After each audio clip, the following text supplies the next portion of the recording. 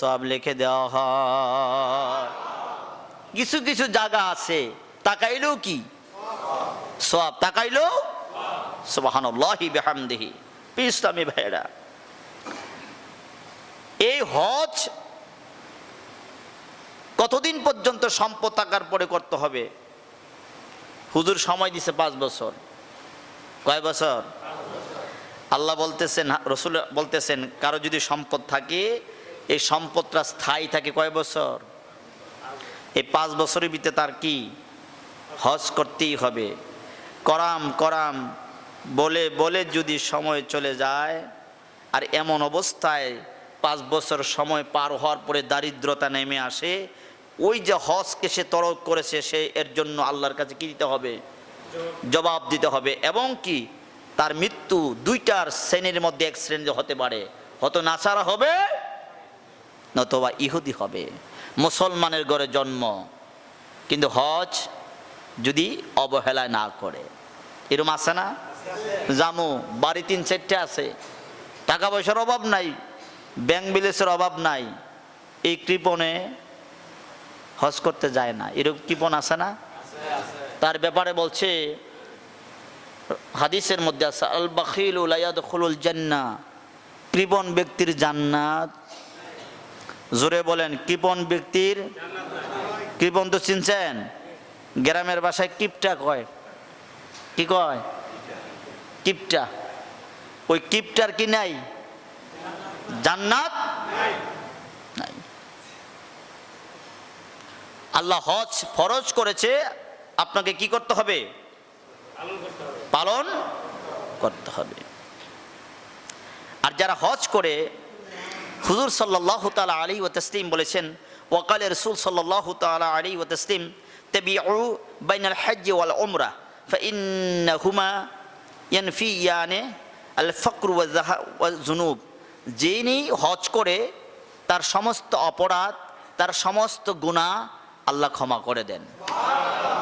কামা রাসূল আবাল বলতেছেন, ইয়ানফিল কিরু হাইসাল হাদিদি ওয়া জাহাব ওয়াল ফিদ্দা। এটা কেমন করে? স্বর্ণ রূপাকে পরিষ্কার করতে হলে একটা মেডিসিনের দরকার, সেটার নাম হলো হাপর। এটার নাম কি? স্বর্ণ পরিষ্কার যে করে, রূপা পরিষ্কার করে, এটার নাম কি? হাপর। হ্যাঁ, এটাও শিখে রাখেন। এই হাপর দ্বারা স্বর্ণ এবং রূপা কি করে? পরিষ্কার করে। তো হুজুর বললেন, কারো যদি সম্পদ থাকে, সে যদি হজ করে স্বর্ণ রূপা যেভাবে পরিষ্কার করে ফেলে, তার জীবনের সব গুনাহ পরিষ্কার করে ফেলে। আর যদি হজটা লিহাজ্জাতিল মাবরুআহ হয়ে যায়, সাওয়াবুন ইল্লাল জান্নাহ, যদি হজটা কবুল হয়ে যায়, তার বাড়ি হয়ে যাবে জান্নাতে। সুবহানাল্লাহি বিহামদিহি। তাহলে হজ ভালো কাজ না খারাপ কাজ? এটা গরিবের জন্য না ধনীর জন্য? কথা বলেন। হ্যাঁ, গরিবের জন্য কি হজ ফরজ? গরিবের জন্য না, যিনি ধনী মানুষ তার জন্য। হুজুর বললেন, শুনেন, মাল আছে, দৌড় দিয়ে গেলেন গা মক্কায়, মালের ধরন আছে না? কথা কয় না গা, ধরন বুঝেন কি? হক আর বাতিল। হক টাকা আর মানুষের টাকা মাইরা নেওয়া, ধনী হওয়া এক। বাটপারি টাকা, সিটারি, ঘোষ, সুদ, পরের টাকা মাইরা ব্যাংকে লাখ লাখ টাকা রেখে ইন্টারেস্ট জমানো, এই টাকা হলে হজ? হ্যাঁ, এই ব্যাপারে রসুল বলছেন। শোনেন, যারা টাকা পয়সা আছে ব্যাংকে, এবং কি কেমনে যারা হজে গেছেন বা যাবেন, একটু সতর্ক থাকেন। যারা গেছেন যদি উল্টাপাল্টা টাকা থাকে, তারাও শোনেন যে আমরা হজটা কত নম্বর হজ হয়েছে। আর যারা টাকা পয়সা আছে, হজে যাওয়ার নিয়ত আছে, কেমন টাকা নিয়ে যাবেন শুনে নেন।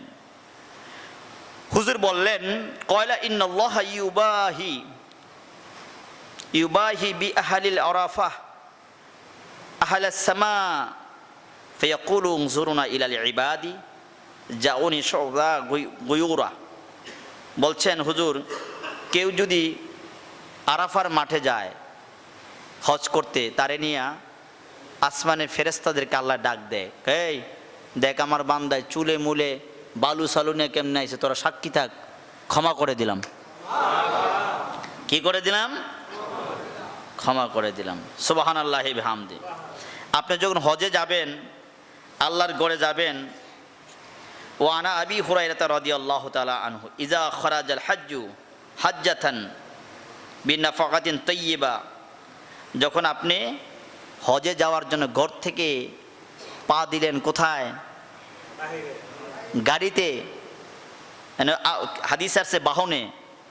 এই কথাটা তৎকালীন যুগে প্রযোজ্য ছিল। আগে কি ছিল? উট। আগে ছিল কি? ঘোড়া। এখন কি? বাহন। রিজলুহু, যখন আপনি পা দিলেন, আল গারজি ফানাদাহ, আপনি ওখানে গিয়ে পুছলেন লাব্বাইক আল্লাহুম্মা লাব্বাইক, যখন আপনি এই কথা বললেন, নাদা আহু, একদল ফেরেশতা আসমান থেকে, মুনাদিউ মিনাস সামা, আপনাকে ডাক দেয়। আপনাকে কি করে? ডাক দেয়। ওয়া সায়াদাইকা, তোমার হজটা কবুল। সুবহানাল্লাহ বলেন। হজটা কি? কারণ হচ্ছে জাদুকা হালালান, তোমার সম্পদটা কি? হালাল। তোমার সম্পদ হালাল। তাহলে হজ যখন কবুল হওয়ার পূর্ব শর্ত হলো কালা টাকা, হালাল টাকা। কি টাকা?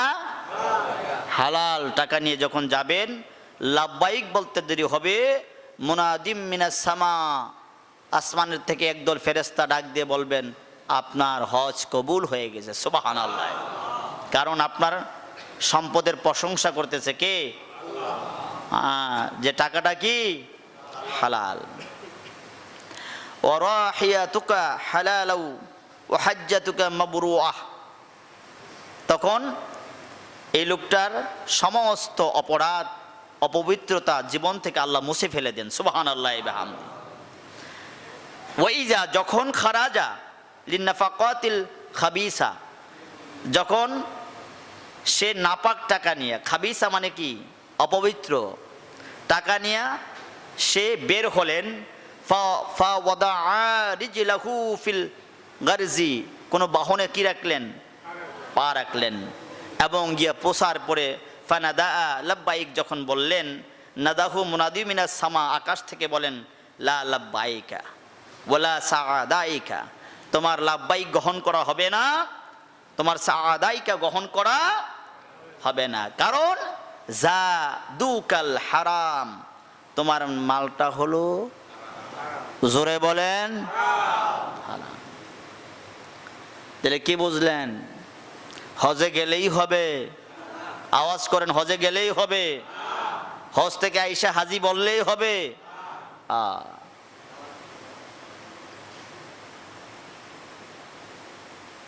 ইয়াহিয়া কান্দুলুবি রহমাতুল্লাহ আলাই, উনি হজে গেলেন। হজ থেকে আসার পরে ওনাকে একজনে ডাক দিয়েছে, হাজি সাহেব কেমন আছেন? কে কি কথা বলে কেন?